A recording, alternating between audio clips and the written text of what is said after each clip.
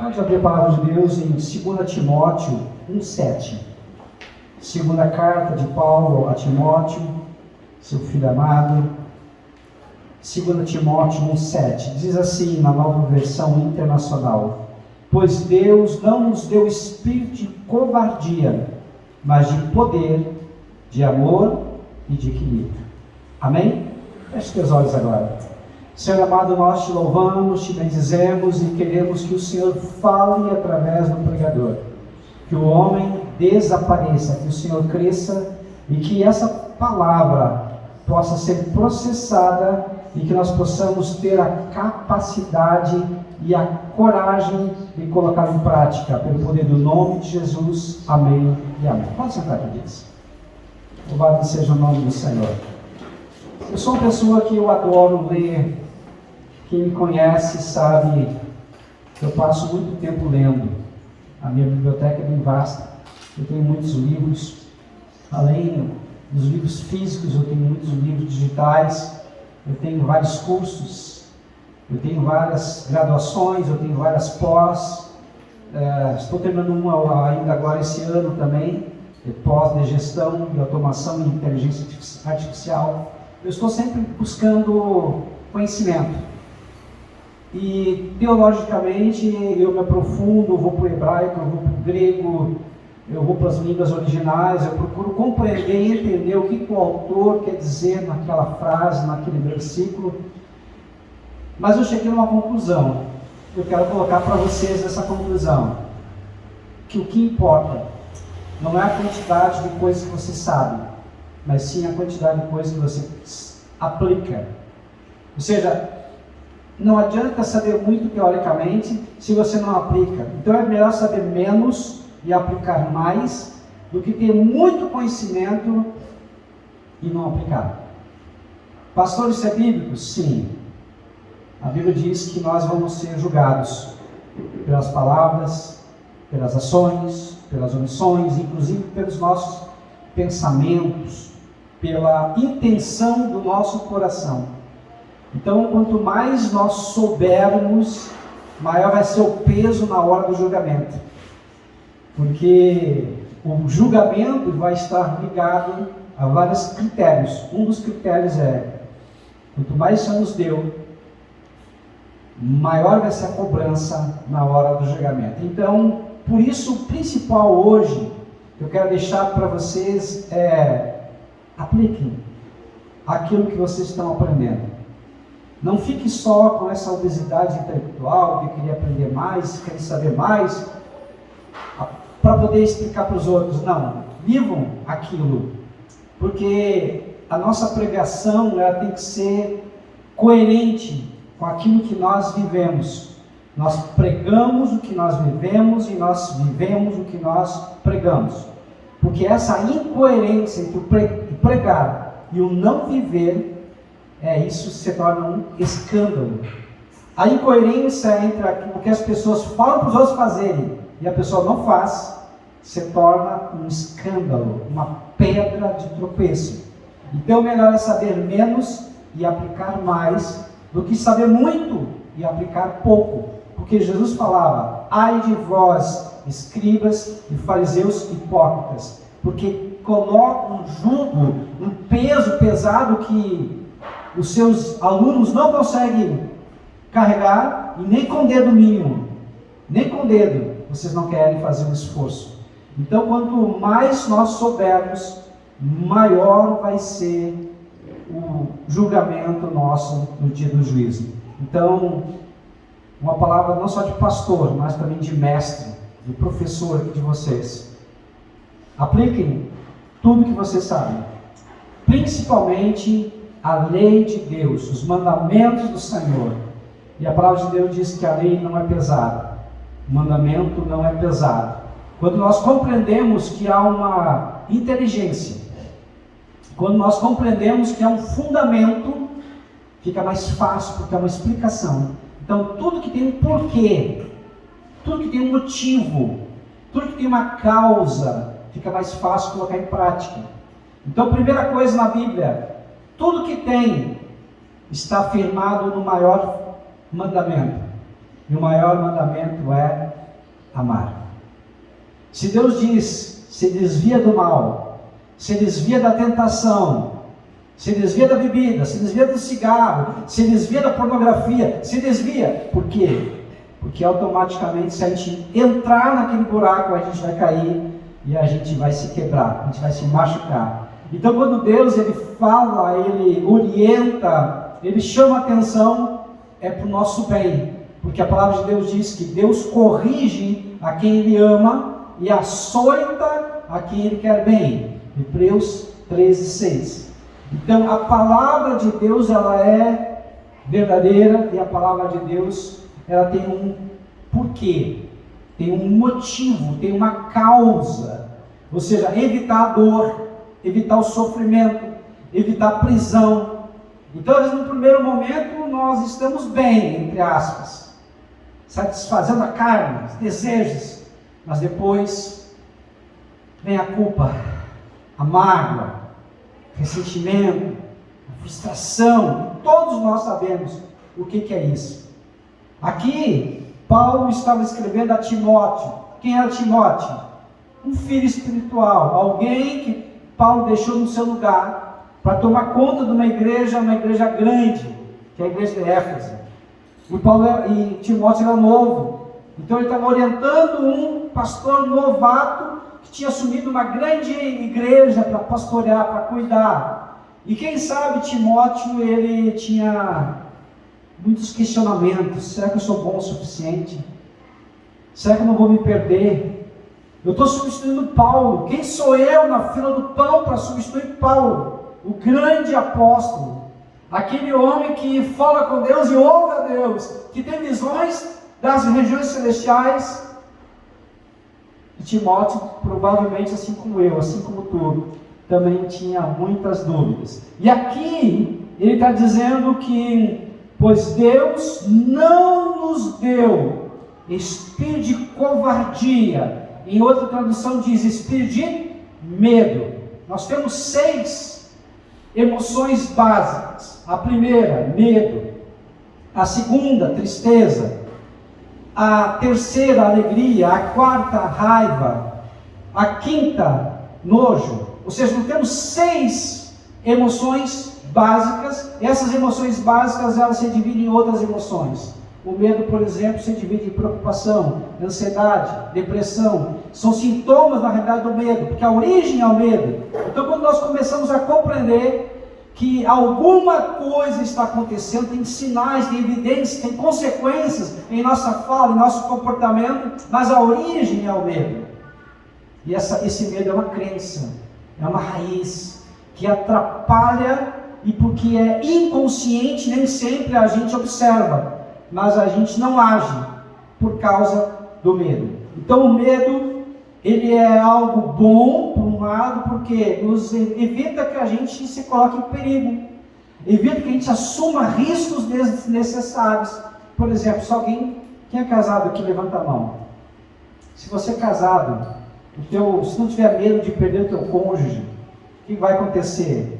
Você vai perder, ou pode perder. Então é bom ter medo de perder, porque se você tem medo de perder, você vai cuidar, você vai colher, você vai estar atento, você vai procurar satisfazer o teu cônjuge. Mas se você não tem medo, você pode perder. Está entendendo?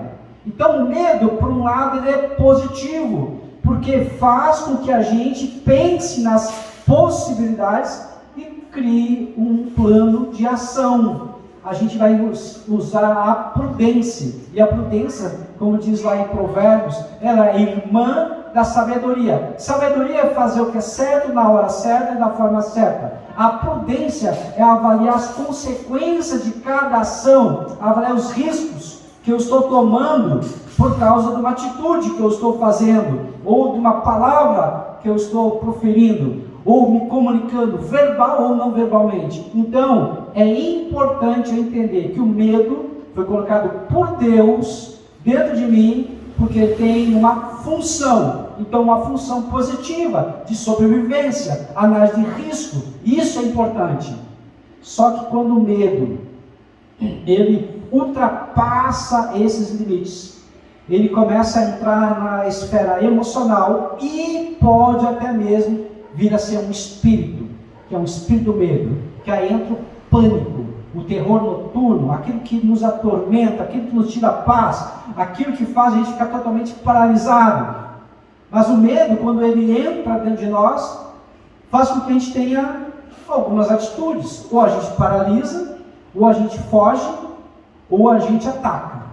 Então, em alguns momentos você vai ficar paralisado. Em outros momentos você vai atacar. Em outros momentos você vai ficar paralisado, atacar ou fugir. Então, você vai ter reações ao medo. E a grande questão é, quando você enfrenta um problema, algo que você ainda não está acostumado, algo que você não tem controle, algo que você ainda não tem a gerência, como você reage? Quando alguém fala alguma coisa e você não sabe a resposta, você daqui um pouco começa a pensar: o que o outro vai pensar de mim? Será que o outro vai me julgar? Será que o outro vai me criticar? Será que o outro ele vai analisar e pensar que eu não sou bom o suficiente? Ou seja, eu tenho uma imagem a zelar, eu tenho uma reputação, e isso cria medo. Então o medo faz parte do ser humano. E nós temos que compreender que a emoção ela não é positiva nem negativa. Ela é apenas uma emoção, ela é neutra. O grande problema é como nós julgamos, como nós interpretamos o significado que nós damos para aquela emoção. Qual é o significado que tu dá para o medo? Eu sempre fui muito reativo. Dificilmente eu paraliso, dificilmente eu fujo. Normalmente eu enfrento. Isso é uma questão de personalidade. Então eu vou para cima. Então o medo me faz eu ir para cima. Agora, como tu reage normalmente? Tu paralisa? Tu foge? Ou tu vai para cima? Estão entendendo? Nós temos que compreender como você funciona. E entender que o medo faz parte. E aqui a Bíblia é muito clara. Deus não nos deu espírito de medo, mas de poder, de amor e de equilíbrio. Pastor, por que espírito de poder? O poder aqui não é força, porque o homem tem força, mas Deus tem poder. O poder aqui é uma energia, uma vibração, uma frequência que vem dos céus. É o poder que vem de Deus. Esse poder é para quê? É para enfrentar as hostes malignas. Então Deus já te deu poder para quando o inimigo vier. A Bíblia diz, se não me falha a memória, acho que é Timóteo, esqueci agora. Tiago 4,7. Tiago 4,7 diz: sujeitai-vos, portanto, a Deus, resisti ao diabo e ele fugirá de vós. Ou seja, se nós nos submetemos ao senhorio de Deus, nos submetemos à palavra de Deus e nos esforçamos para ser cristão verdadeiro, ou seja, buscar essa identidade de filho de Deus. E quando você compreende e entende, através de um nível de consciência maior, que você é filho de Deus, e como filho de Deus, você tem um nome a zelar. Pensa numa situação, pensa numa família que tem um nome bom. Aí naquela família são médicos, advogados, dentistas, juízes, promotores, deputados, senadores, presidentes, que vem daquela família. Daqui um pouco nasce alguém que se torna um traficante. Como essa pessoa ela vai pensar? Como a família vai encarar esse filho pródigo? Esse filho que está desonrando o nome da família. Estão entendendo? A mesma coisa acontece conosco. Nós temos um nome, e esse nome está ligado a Deus, porque nós fazemos parte agora da família de Deus. Como assim, pastor? Vou explicar. O que eu vou explicar aqui é um mistério, mas eu vou explicar. Jesus Cristo, é o nome que está acima de todos os nomes. Mas ele veio como o quê? Como servo sofredor. Ele veio como grande profeta que foi profetizado lá no início, através de Moisés, o grande profeta. Ele veio e completou toda uma linha profética. Nasceu sobre uma virgem, morreu, ressuscitou, está sentado ao Pai, junto do Pai, e um dia há de vir. Então ele tem esse nome que é um nome de sua excelência. Mas quando ele vir novamente, que é a segunda vinda, ele não mais vai vir como um Cordeiro de Deus que tira o pecado do mundo. Ele vai vir agora como o Rei dos Reis e Senhor dos Senhores. Na sua coxa vai estar escrito Rei dos Reis e Senhor dos Senhores. Ou seja, ele vai vir com um outro nome. Quando nós ressuscitarmos e nós formos morar no céu, a Bíblia diz que nós também teremos novos nomes. Estão entendendo o mistério? Deus nos deu poder. Deus nos deu o espírito de poder. Deus nos deu o espírito de amor. O poder é para nós lutarmos e administrarmos a questão espiritual. Pastor, como é que eu faço isso? Levanta de manhã e diga para os demônios que estão perto de você: hoje não. Aqui no meu lar, vocês vão ter que pegar tudo que tem aqui e vão embora. Aqui no meu trabalho, não. Porque a Bíblia diz, onde eu colocar a planta dos meus pés, é meu território. Estão entendendo? Você já começa numa batalha, numa luta, dizendo que o lugar onde vocês estão é santo. O que é santo? É separado para Deus. A família onde vocês estão inseridos, que pertence a vocês, o demônio, o diabo, não pode botar as unhas. Por quê?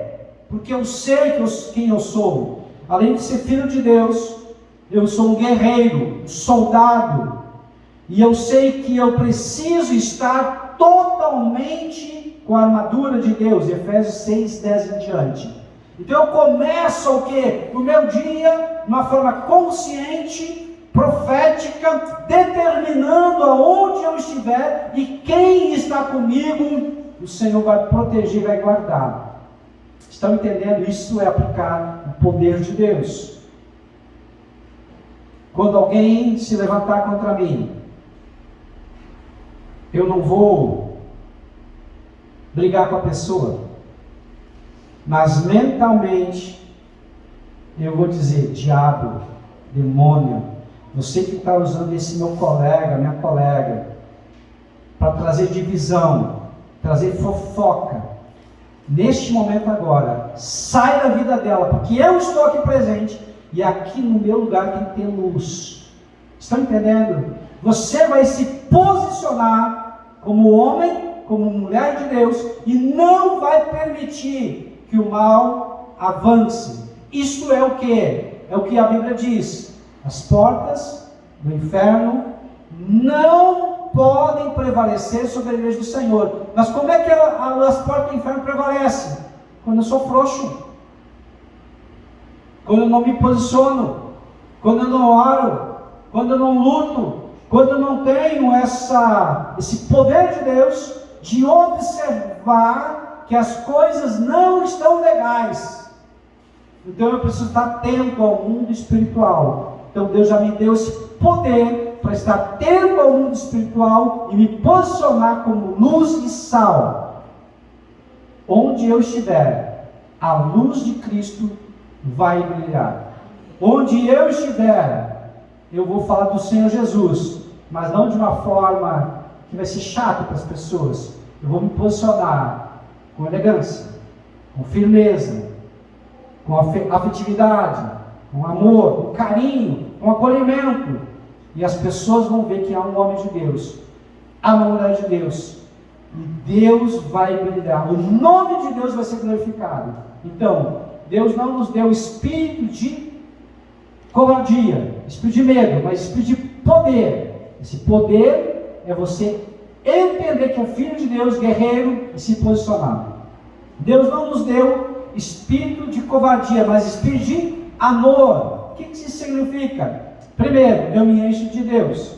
A Bíblia diz, 1 João 4,8, a parte B, Deus é amor. Então eu me encho de Deus, eu me conecto com Deus, me conecto com a cultura de Deus, me conecto com o Espírito de Deus, me conecto com a lei de Deus.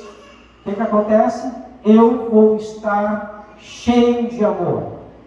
E eu cheio de amor, e não é qualquer tipo de amor, é um amor ágape, um amor incondicional, um amor divino, um amor que realmente preenche qualquer tipo de relacionamento. Aí eu vou me amar. E se eu me amar, eu vou dizer não. Se eu me amar, eu vou me cuidar primeiro. Se eu me amar, eu vou me proteger dos meus sentimentos. Se eu me amar, eu vou cuidar de mim mesmo, cuidar das minhas emoções. Se eu me amar, eu vou poder amar as outras pessoas. Estão entendendo? Esse espírito de amor é para eu me relacionar de uma forma horizontalmente. O espírito de poder é para me relacionar de uma forma verticalmente. Mas para a guerra espiritual, o espírito de amor é para eu poder me relacionar horizontalmente comigo mesmo, emocionalmente e com as pessoas que estão ao meu redor. Deus não nos deu espírito de covardia, mas espírito de equilíbrio. Aqui, equilíbrio fala principalmente da questão emocional, mental, alma. O que é a alma? Sede das nossas emoções, sede da nossa razão e sede da nossa vontade. Ou seja, é o nosso homem interior. Se eu estou cheio da presença de Deus, cheio do Espírito Santo de Deus, eu vou ter domínio próprio. Se eu compreendo quem eu sou em Cristo Jesus, eu vou entender e compreender que às vezes vai ter momento que eu devo falar e às vezes eu vou precisar ficar quieto. E às vezes o silêncio vai ser a melhor resposta. Se alguém vem me agredir, eu posso usar olho por olho, dente por dente. Mas isso é justo. Isto é bíblico. Mas isso é relacionado ao quê? Ao Antigo Testamento. Qual é a lei nova? Se alguém te propor para caminhar 1 quilômetro, caminha 2. Se te pedir a túnica, dê também a... Se te pedir esqueci agora. Se te pedir algo, dê a túnica também. A capa. Dá a túnica também. Se alguém te ofender, ore pelos teus inimigos. Ame aqueles que te perseguem. Está entendendo que mudou a lei? A lei no Novo Testamento agora é amarás teu inimigo. Orarás por aquele que te persegue. Mudou. E como nós podemos fazer isso? Que se andarmos na carne, jamais faremos isso. Porque a vontade nossa é esganar. A vontade nossa é bater. Se me deu um soco, eu vou dar 2. Até ser desproporcional. Essa é a reação do homem carnal. Agora, como ser um homem espiritual? Somente você é um homem espiritual. Somente você é um homem, eu estou falando homem, é homem e mulher. O ser humano, quando estiver cheio de Espírito. Sob o controle do Espírito Santo. Nesse momento, aí sim, eu vou ter equilíbrio. Amém? Então aqui o medo, ele pode ser uma prisão. Como assim, pastor? Uma prisão invisível. Houve a Segunda Guerra Mundial. E na Segunda Guerra Mundial, houve muitos prisioneiros. E um prisioneiro estava numa prisão lá na Alemanha. E já estava para acabar a guerra.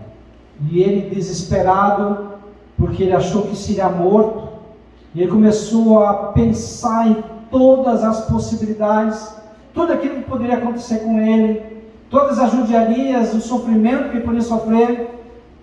E cada noite ele chorava, ele clamava a Deus por socorro. E ele passava dias e mais dias sofrendo, chorando. E o carcereiro olhou para ele e disse: por que está chorando? Estou chorando porque você é morto. Mas por que tu vai ser morto? Eu estou preso, sou teu inimigo. Vocês vão me matar. E essa cela aqui, eu não vou conseguir sair. O carcereiro pegou e deu uma forçada nas barras da cela. E a porta abriu. Você nunca esteve preso.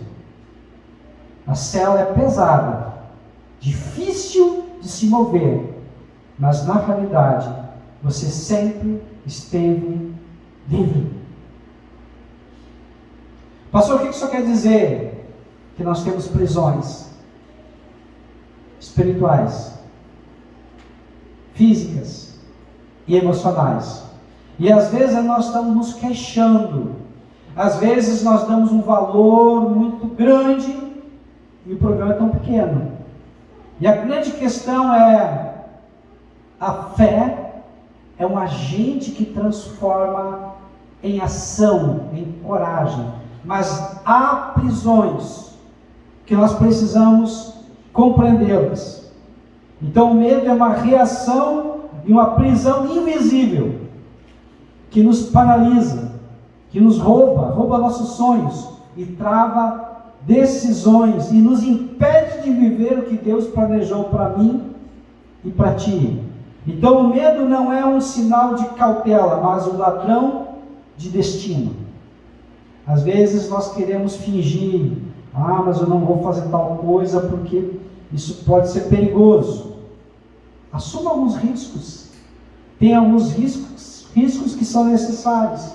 E se a gente não souber os riscos que nós precisamos assumir, nós não vamos verdadeiramente colocar a mão no presente que Deus tem para nós.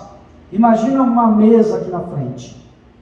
E eu falo para vocês: tem presentes para vocês. Esses presentes são caixas. Então imagina aqui agora uma mesa bonita, cheia de flores. O perfume das flores. As caixas coloridas.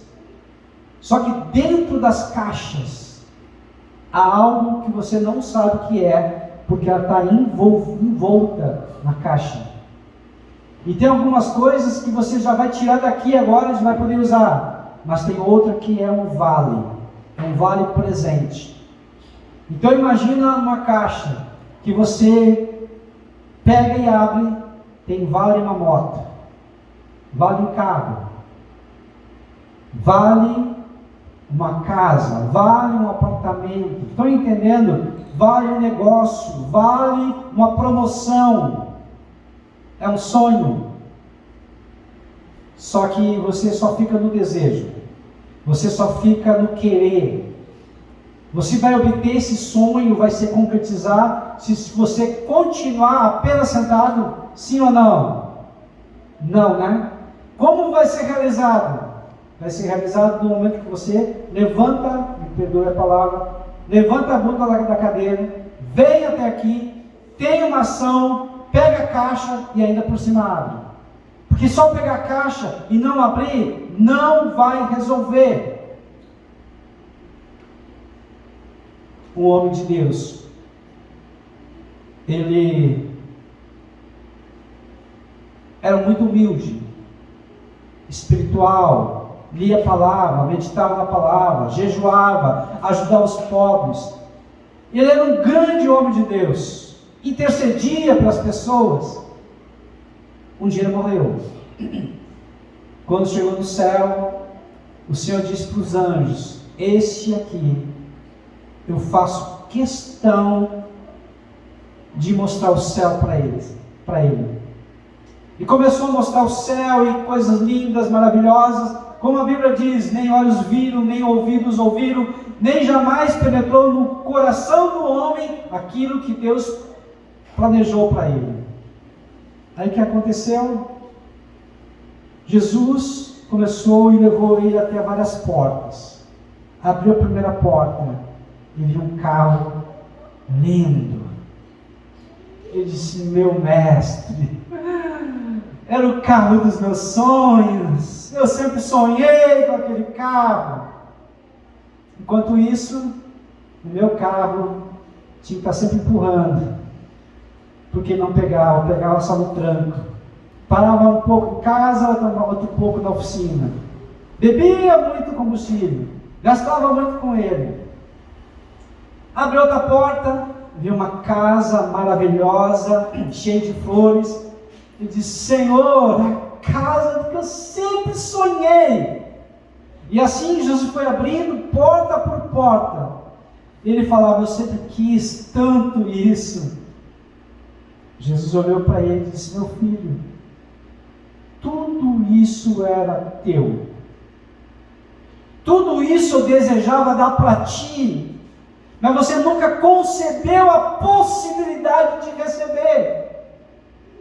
Não é que eu não queira dar, você não se sentiu digno de receber. Está entendendo? Nós somos filhos de Deus. Deus é pai, Deus não é padrasto.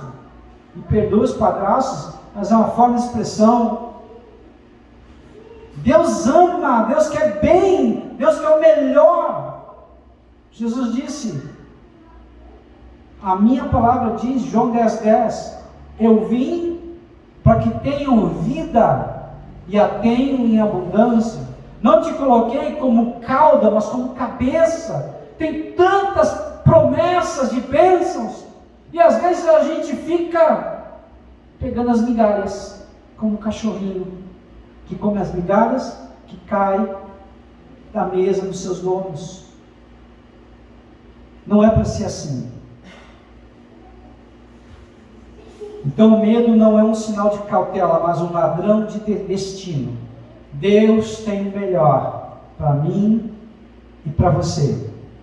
Deus tem um destino que é felicidade. Deus tem um destino que é a vida, e a vida com abundância. Eu creio nessa palavra. Só que o milagre já foi feito na cruz do Calvário. Agora eu preciso de fé. Fé para quê, pastor? Fé para eu me levantar. Fé para quê? Para eu me movimentar. Fé para quê? Para ir na mesa. Fé para quê? Para pegar o presente. Fé para quê? Para abrir a caixa. Estão entendendo? Essa é a fé viva, poderosa, que faz as coisas acontecer. O justo viverá pela fé. Sem fé, Hebreus 11:6, sem fé é impossível agradar a Deus, porque todos aqueles que se aproximam têm que crer que Ele existe e que é galardoador, recompensador. Amém? Agora, se eu tiver um pensamento, eu não mereço, eu não sou bom, não é para mim, não vai ser. É o homem aquele que foi para o céu e só falou que tinha desejo e sonho. Nós não vivemos de desejo, não vivemos de sonho, nós vivemos de realização.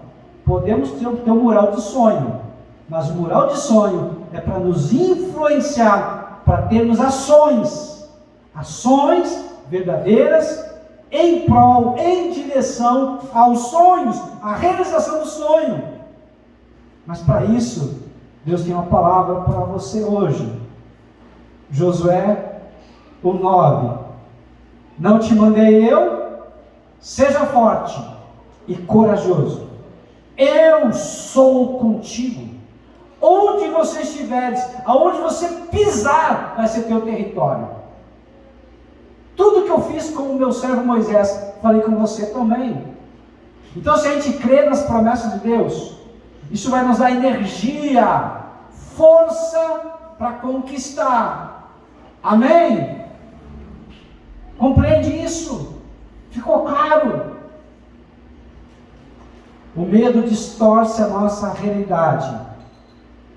O medo, diabo, demônio, ele grita: você não é capaz, não vai conseguir, você não é bom o suficiente. Talvez ele usou lá no passado, de uma forma esquisita, estranha, indevida, o teu pai e a tua mãe, que por ignorância falou isso. Mas Deus declara: você é meu filho amado, você é minha filha amada, você tem poder para isso, e eu estou colocando sobre você esse poder, esse amor e esse equilíbrio para fazer o que precisa ser feito. O medo, ele faz esquecer quem você é. A fé lembra quem Deus é. Amém? Eu vou repetir. O medo faz esquecer quem você é, qual é a sua identidade. A fé, Deus, as Escrituras lembram quem Deus é. Nunca foi na tua força, mas é o que está escrito. Se está escrito que é meu, acabou. Eu vou me apossar em nome de Jesus. Amém? Uma certa feita, os passageiros de um avião entre o continente europeu e o continente americano tem uma zona de turbulência muito grande. E eles estavam passando por aquela zona que é bem no meio do oceano.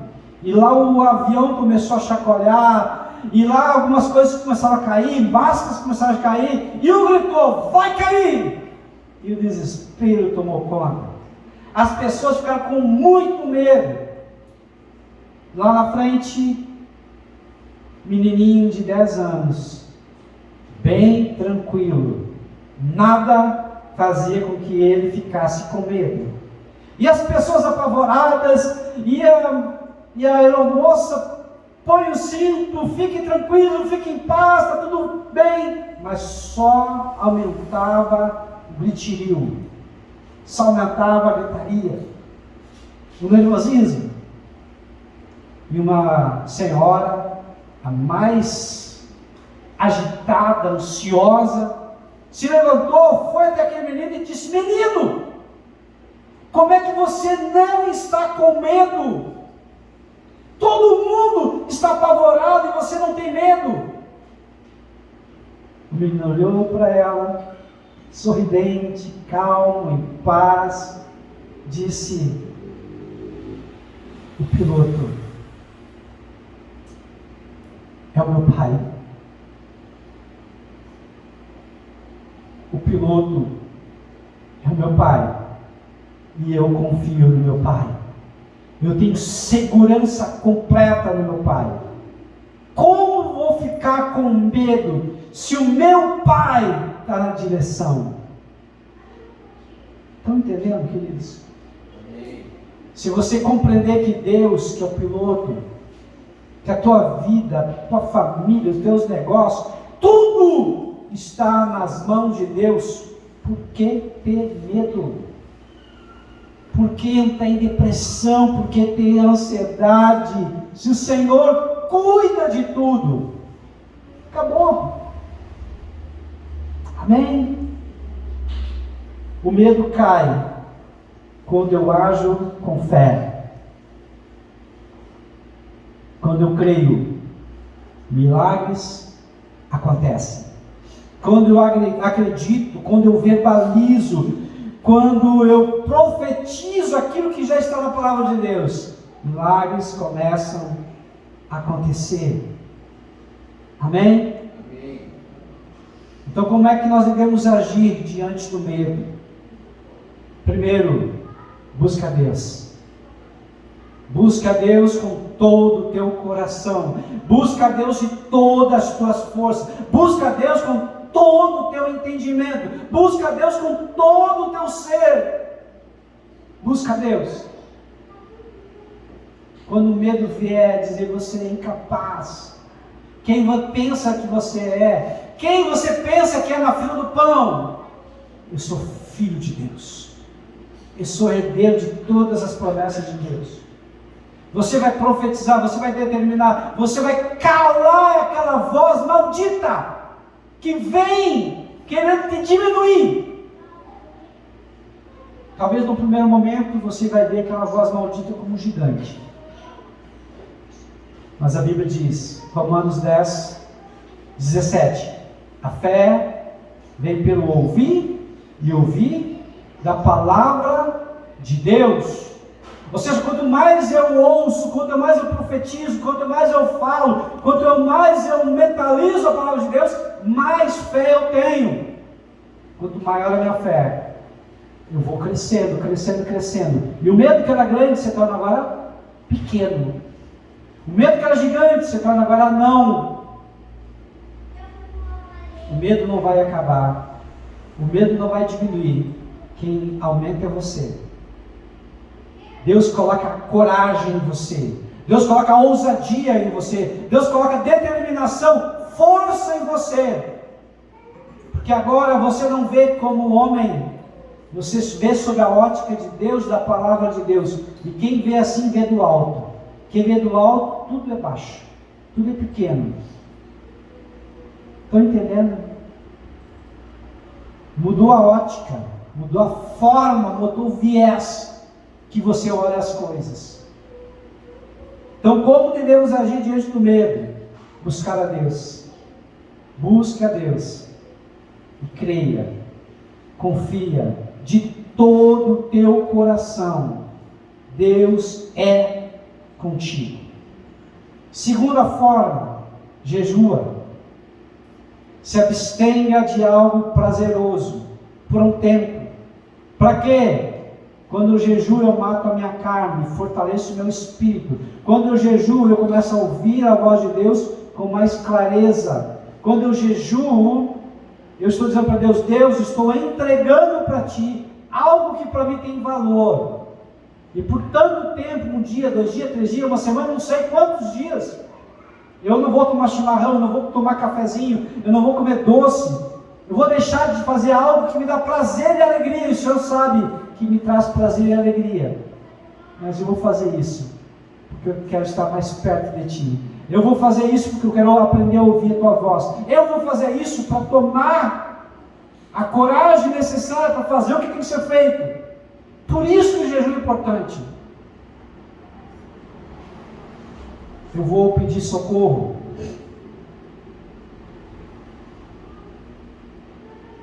Há poder quando a gente se humilha. Há poder quando a gente dobra o joelho. Há poder quando a gente verbaliza, Senhor, me socorre. Eu tenho só a Ti. Está entendendo? Não é o dinheiro, não é a minha cultura, a minha inteligência, os meus canudos, não há nada que existe na terra que pode me socorrer, porque eu preciso de um milagre. Então o milagre, ele pode e deve ser provocado, e o milagre é provocado quando eu ajo com fé, quando eu busco a Deus, quando eu jejuo e quando eu peço socorro ao Senhor. O milagre vem, porque o nosso Deus é Deus de milagres. Se eu acreditar, se eu profetizar, se eu verbalizar todos os dias, quando chegar a hora, a fé é como um músculo, precisa ser treinado, precisa ser verbalizada, porque quando chegar na hora eu estou preparado. Imagina uma nação que entra em guerra com outra nação. Se essa nação, os soldados, não forem treinados, não praticarem tiro, não saberem se defenderem, como eles vão entrar em guerra? Quando eles chegarem no fronte, no momento difícil, como como eles não treinaram, eles não praticaram, eles vão ter medo da bala correndo e ressoando aqui próximo à sua cabeça. Mas se a pessoa treinou, ela sabe dos riscos e sabe o que fazer. Tudo depende do treino. O cristão verdadeiro, ele não dá tiro com espingarda, com revólver, com pistola. Mas o tiro, o poder, está na palavra. Porque o diabo, quando tentou Jesus, Mateus capítulo 4, ele tentou através da palavra, mas Jesus foi contra ele através também da palavra. Mas está escrito. Então, quanto mais você conhecer a palavra, verbalizar, mais força e coragem você vai ter, e mais tempo em pé você vai permanecer. Quem dobra o joelho frequentemente, para não dizer todos os dias, quem lê e medita a palavra frequentemente, para não dizer todos os dias, mais poder tem para permanecer em pé. E quando cair, pastor, a Bíblia diz que o cair é do homem, mas o levantar é de Deus. Porque eventualmente nós vamos cair. Eventualmente vai ter um momento de tristeza, de frustração, de raiva, de nojo, de pavor, porque nós somos humanos.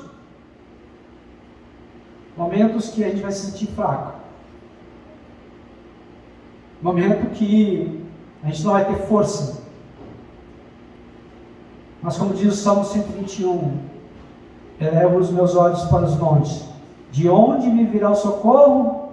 O meu socorro vem do Senhor, vem dos céus. Amém? Aquele que habita no esconderijo do Altíssimo, à sombra do Onipotente descansará. Salmo 91.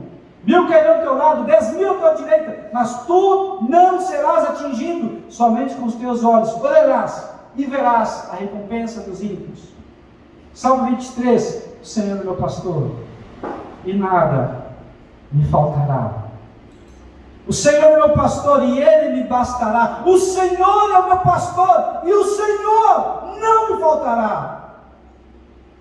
Quando a gente compreende a palavra, e a palavra se torna viva e eficaz, Hebreus 4:12, é como espada de 2 gumes, capaz de penetrar entre a divisão entre o corpo e a alma, medulas e juntas e medulas. Estão entendendo, queridos? Quando nós compreendemos e vivemos a palavra de Deus, ninguém nos segura. Nós nos tornamos imparáveis. Amém. Glória a Deus. Você quer ser imparável? Não é na tua força. Nunca foi. Mas é na força de Deus. Não é na tua inteligência, na estratégia humana, na manipulação, na persuasão humana. Não! É no poder de Deus. Não é na tua inteligência, é na sabedoria de Deus. Porque a palavra de Deus diz, Isaías 55:8, os meus pensamentos não são os teus pensamentos. Os meus caminhos não são os teus caminhos. Porque os meus caminhos, os meus pensamentos são maiores, são superiores aos teus. O homem faz planos, mas a resposta certa vem do Senhor. Quando compreendemos a palavra de Deus, entendemos, isso é fundamento, isso é alicerce. Mas pastor, por que eu não aprendo? Porque você vive na carne. Porque você escuta, entra aqui, sai aqui. Porque você não pratica.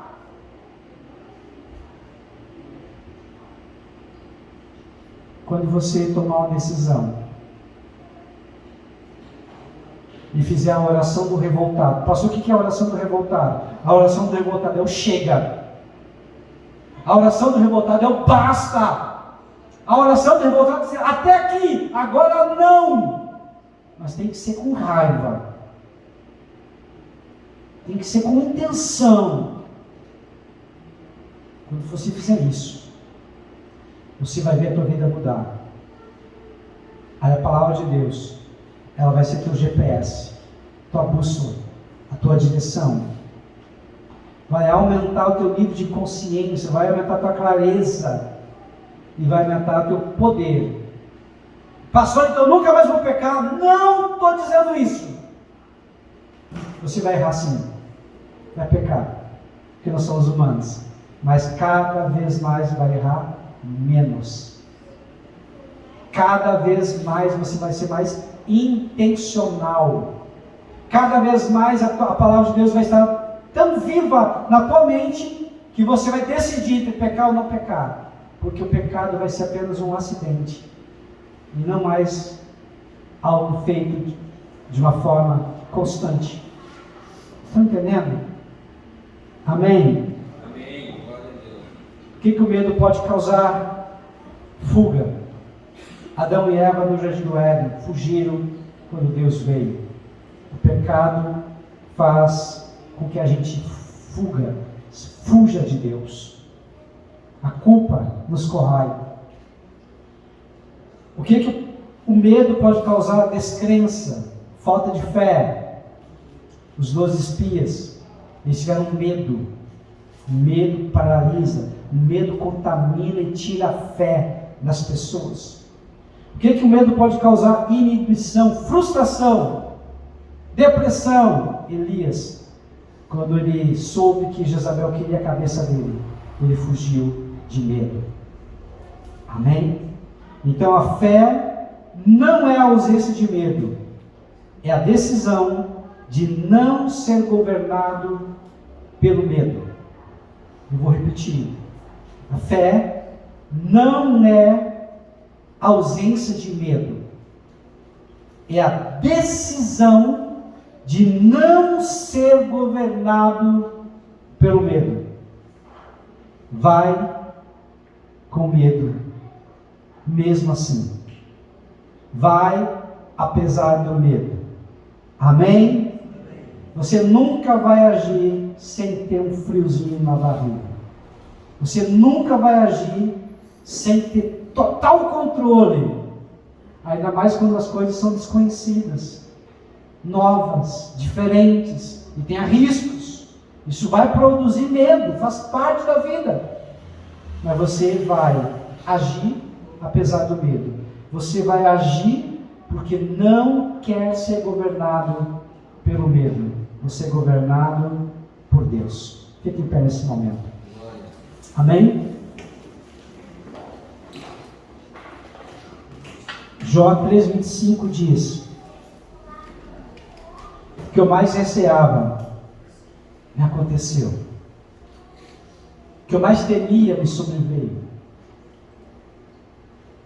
Quando você teme, você atrai aquilo que você teme. Assim como quando você tem fé e profetiza, você também atrai. Amém?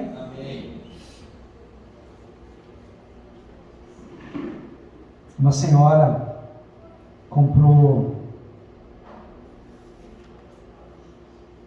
um bolão de jogos e lá tinha várias coisas, mas ela queria, acho que uma geladeira que ela não tinha em casa. E tinha vários prêmios, tinha fogão, tinha torradeira. Mas por onde ela passava, ela disse: a geladeira é minha. E em um lugar, a geladeira é minha. Em outro lugar, a geladeira é minha. Quando chegou uma cidade pequena, que eles foram ver os prêmios, e aí falaram: agora a geladeira. E ela gritou: essa geladeira é minha. Abriu o bilhete, o nome dela. Estão entendendo? Qual é a tua geladeira? Tem a mesma atitude dessa mulher. Ela já profetizou, já determinou que aquela geladeira, e essa geladeira é a bênção que você está buscando, tem que ser tua. Mas na mente dela era inconcebível não receber a geladeira. Qual é a tua geladeira? Qual é o teu milagre? Qual é o teu impossível? Qual é a tua necessidade hoje? Feche teus olhos nesse momento. Senhor amado, nós te louvamos, te bendizemos e reconhecemos o teu senhorio. O Senhor é Senhor, é Rei dos reis e Senhor dos senhores. Agora, Pai amado, que o Senhor possa trazer à luz aquilo que está oculto. Revela, traz luz. E que o teu milagre possa chegar nas mãos do teu servo e da tua serva. Todo e qualquer impedimento, tudo aquilo que está atrapalhando, a partir de hoje, já caiu por terra, em o nome de Jesus. Nós cremos e confiamos e determinamos para honra e glória do nome do Deus vivo. Amém e amém.